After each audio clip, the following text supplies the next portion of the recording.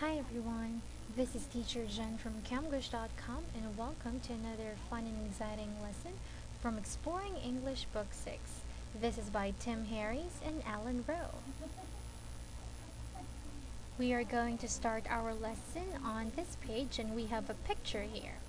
What's happening here? So let's take a few seconds to look at this picture. You can see a lot of people doing different things. There's this one person here talking in front of people. Say at the park, Otis for mayor. There's a pie eating contest. There's a sack race. And there's also Simon Gamer's magic show. And all of them are in the city park. Now, it's time for us to read the story. I'm going to read the following. I want you to listen carefully. Let's start now. Last Sunday, Otis Jackson held a picnic at City Park.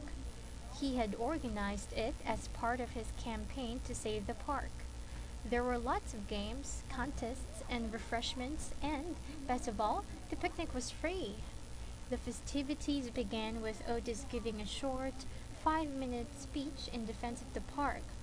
After the speech, Otis announced the day's activities, which included a pie-eating contest and a sack race.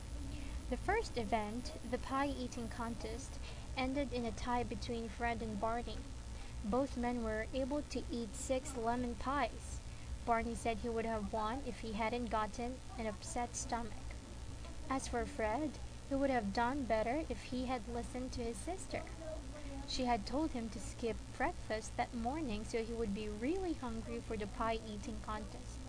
If he had taken her advice, he probably would have won. The sack race was very exciting, with Jenny Lassiter winning by less than a yard over Marty Mango. Marty was ahead and would have won if he hadn't fallen just before the finish line. There were many other activities for children and adults, but of all the attractions, the most popular was Simon Gamer's magic show. He astonished and amazed everyone with his card tricks and disappearing acts. It seemed he could make almost anything disappear with his magic wand, and his card tricks were so clever that no one could figure out how he did them. After Simon's magic show, everyone got together and sang. Anne would certainly have led the singing if she had been at the picnic, but she was busy making preparations for her trip to Hollywood and couldn't spare the time. Johnny would have enjoyed the picnic much more if Anne had been there. He wished that Simon could have used his magic wand to make her appear. He missed Anne more than he liked to admit. All the other people there were enjoying themselves so much that the picnic would have gone on all afternoon if it hadn't suddenly started to rain. Well, it was fun while it lasted. Now, students, I want you to read this story again. To do that, you can pause this video for a while, then read. When you are done, you can press play so that we can continue on our lesson.